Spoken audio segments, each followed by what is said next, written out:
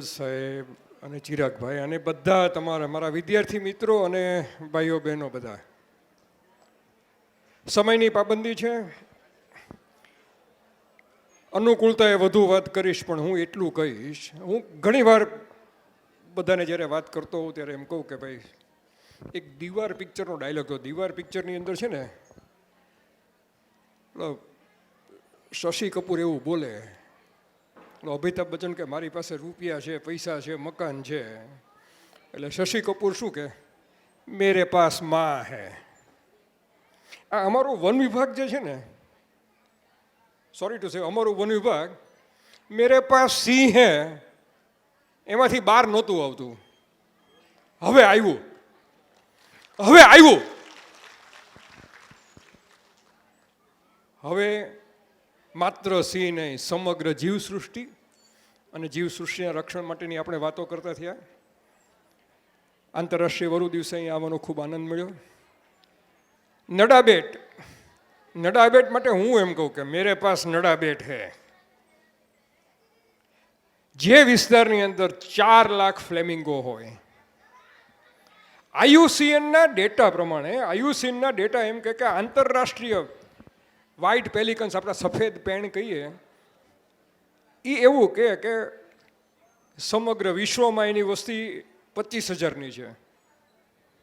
અને અમારા ભાઈઓ અહીંયા એકલા ખાલી નડાબેટમાં જ 25,000 પેણ ગણી લે, તો બાકી બધા ક્યાં આખા ગુજરાતની અંદર? મેં તો વિડીયો બતાવી હતી, 25,000 પેણની વિડીયો બતાવેલી હતી.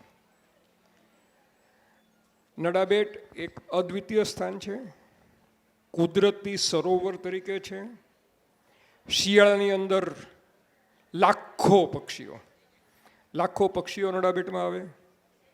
નડાબેટમાં વરુ છે, ચિંકારા છે, અને આ મારા ભાઈઓની ભાષામાં કહું ને તો ખડમોરલી એ છે. અંગ્રેજીમાં આપણે એને હુબારા કહીએ છીએ, પણ અહીંયા સ્થાનિક લોકો તો એને ખડમોરલી કહે.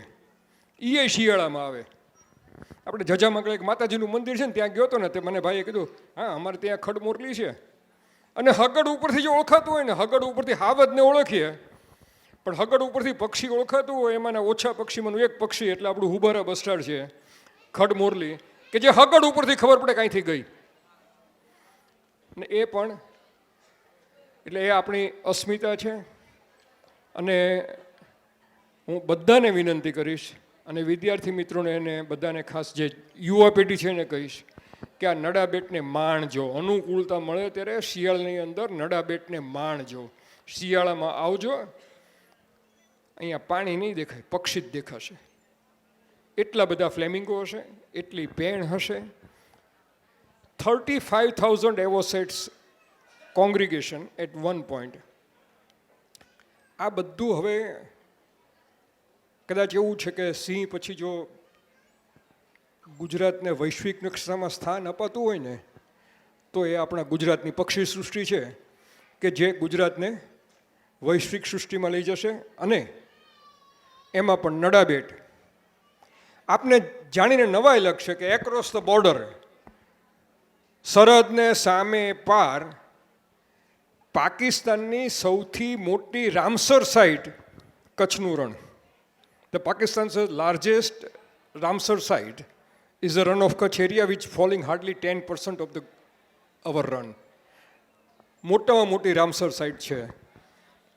હું પ્રાર્થના કરું છું, અને એપી સિંહ સાહેબના સમયગાળાની અંદર જ તે આપણે હવે આને પણ આંતરરાષ્ટ્રીય રામસર સાઇટ આપણે જાહેર કરીએ. Thank you.